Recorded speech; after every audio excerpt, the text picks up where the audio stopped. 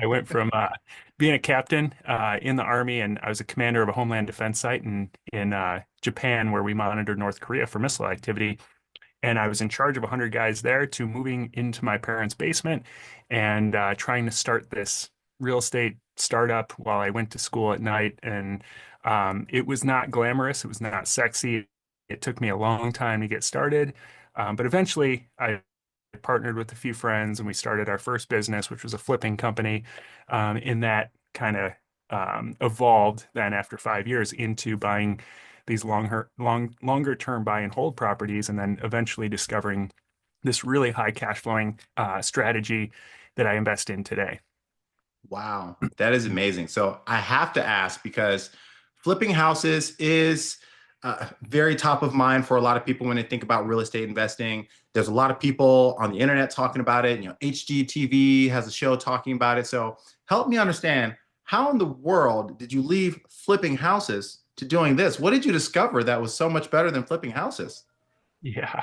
Yeah, I see this evolution a lot with investors. I saw it with a lot of my peers and others that I knew getting into real estate around the same time as me. And it seems like flipping is a great way to make a bunch of money. And I have nothing against flipping. The occasional flip here and there can make you some great money.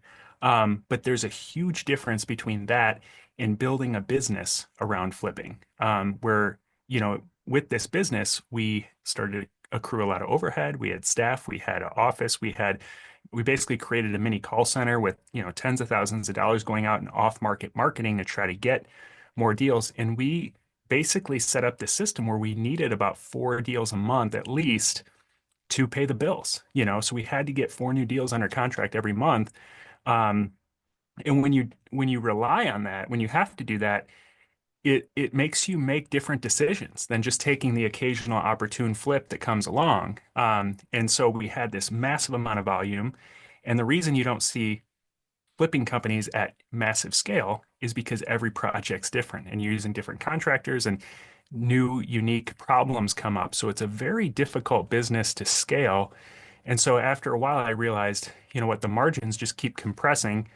The owners just make enough to survive on, and everything else goes back into the business. And I'm going to be on this treadmill until the day I die. And the reason I got into real estate investing in the first place was financial freedom and building cash flow and having freedom of my time. And it was sort of the opposite direction I was going in.